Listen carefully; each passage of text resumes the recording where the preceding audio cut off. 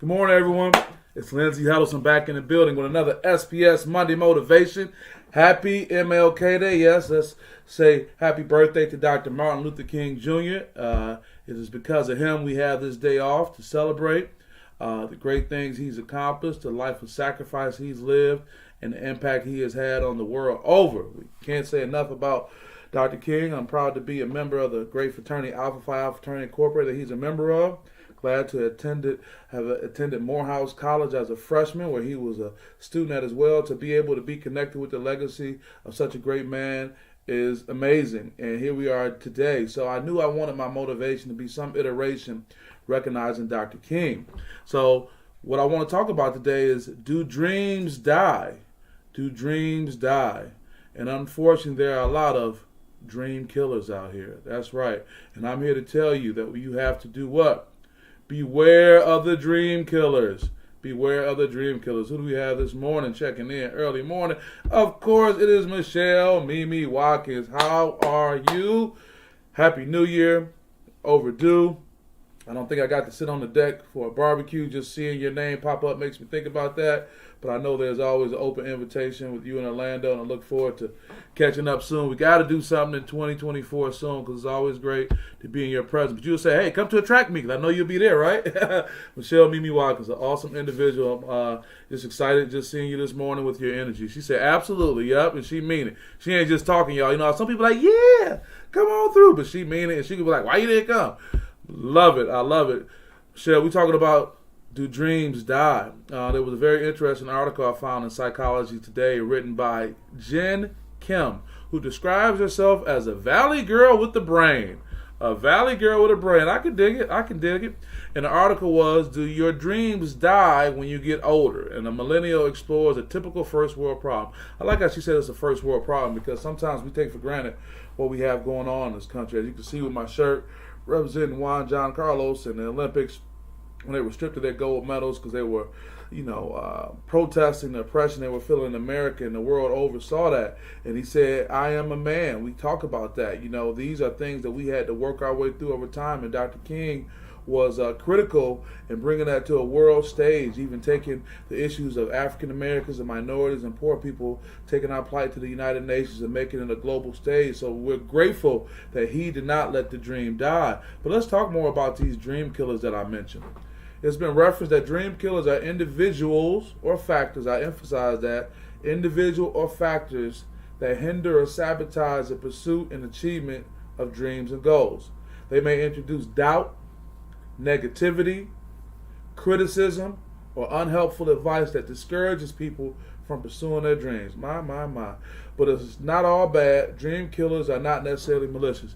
I can appreciate that, because sometimes somebody can say something crazy to you, either not even knowing that it's a dream killer in their words, or sometimes they can be malicious. We talked about many times on this platform the word little, and how little has been weaponized. Or you got your little business, or you got your little relationship, you got your little job, all these type of things. But whether it's done purposely or not, these things are part of it. Grand rising to my brother Ezra Bell, E-Bell in the building, representing the city, representing Kalamazoo too, representing great things. That brother's out there helping young people, man. So many young people's lives gonna happen. I already know it's probably happened, but tell me about when these young people come back around to you and say, man, thanks so much, and things you did for me, and things you said in the classroom, and the programming you did really helped me. And I'm sure it may have happened, but it will continue to happen, and probably many times you'll be like, I don't even remember that. That's how, because you out here living and doing. That's right.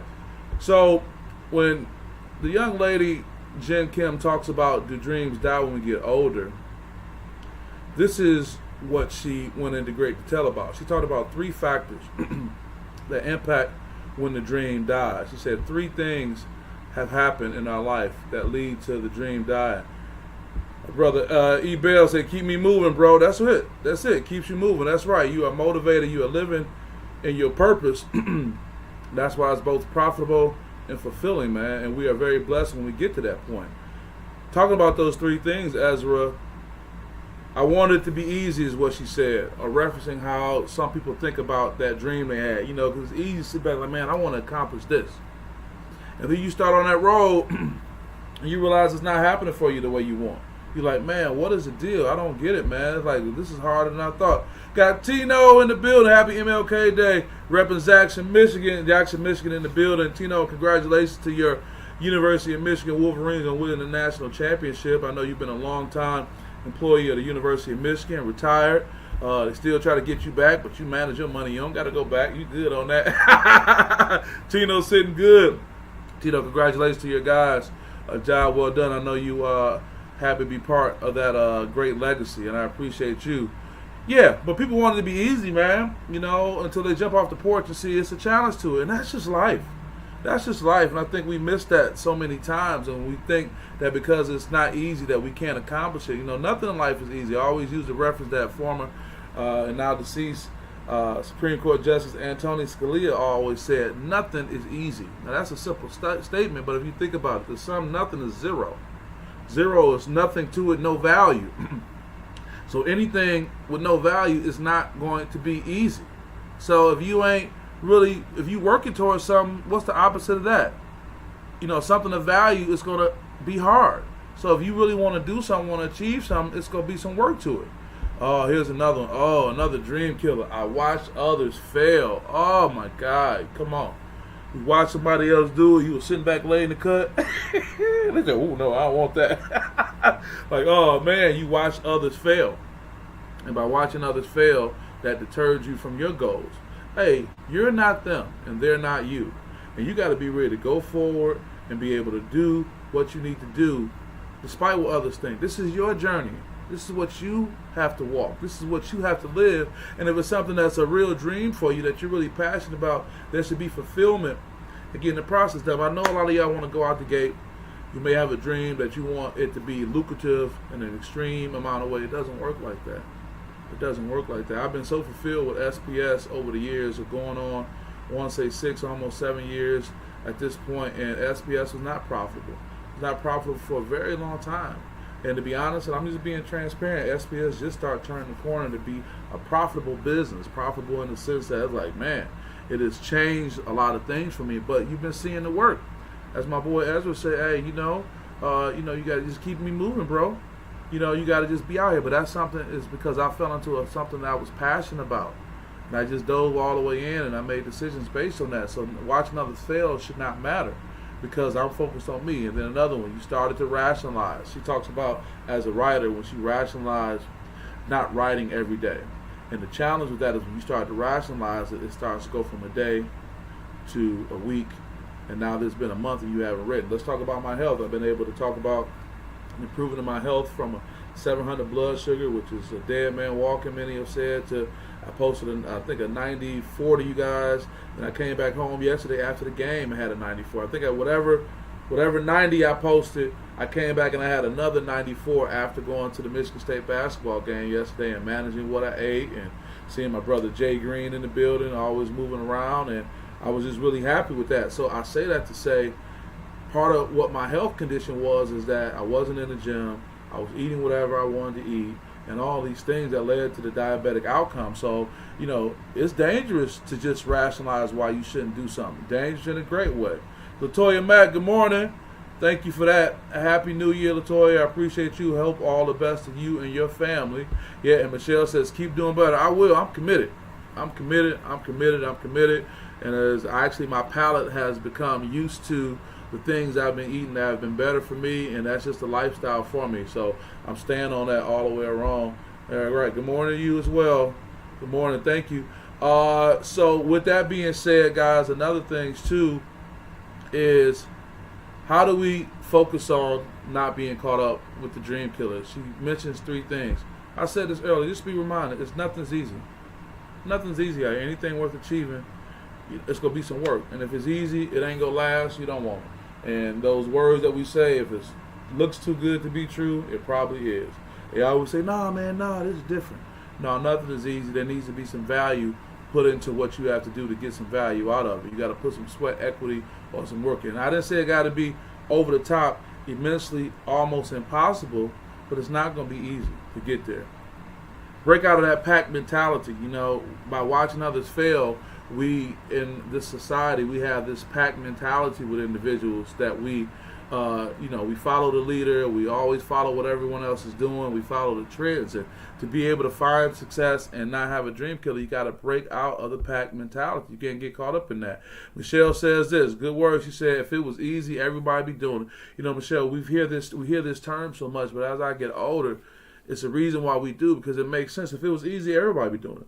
If it was easy, everybody would be, breaking a record like Kyra did in college. If it was easy, everybody would be, doing great things on a high school level like many of your athletes. If it was easy, everybody would do it. They'll say, oh, I want that.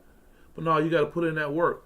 You got to commit to it. And you're absolutely right. And it's great having someone like you in front of these young people to help them along the way, to let them know and remind them of that. So, and last, she said, you got to be tough on yourself. Now, I'm careful with this term because words are important. She said, tough on yourself. Hey, I got to do this. I got to take care of this. I got to get up. I got to go.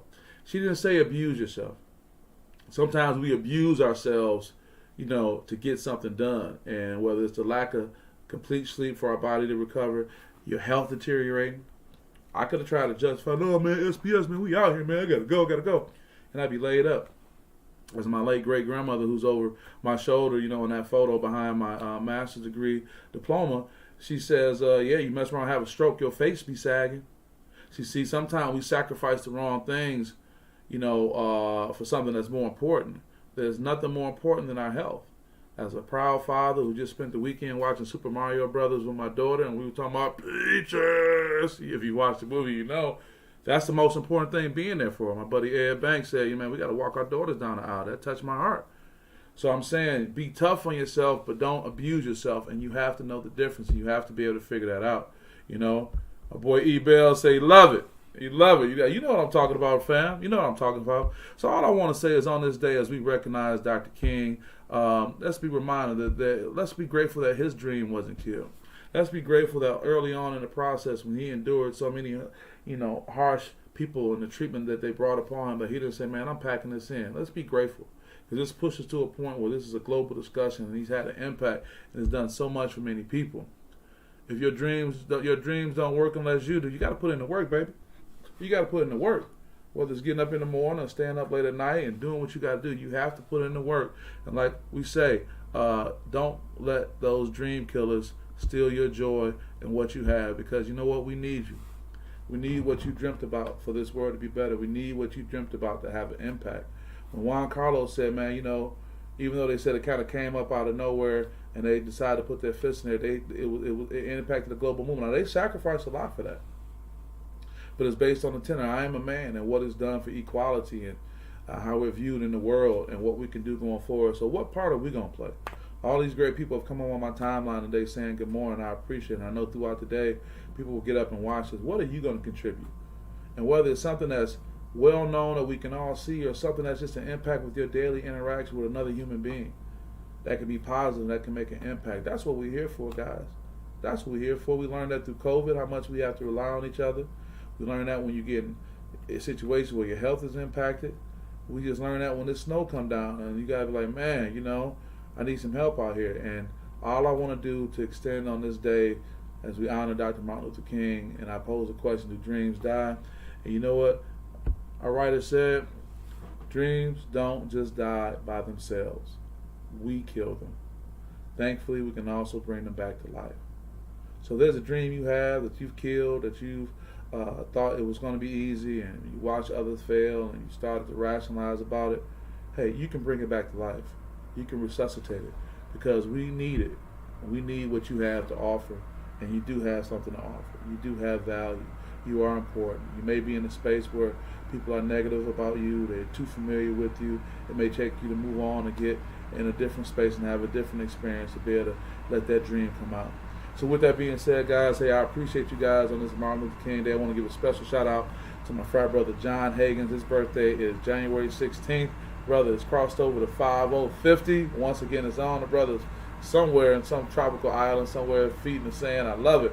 But it's always enjoyable because we know around this Martin Luther King Day we get to celebrate John Hagens. Been doing that since back in the day when they was putting our line, the 12 apostles, together back in Kalamazoo, as we're over at, where were we at?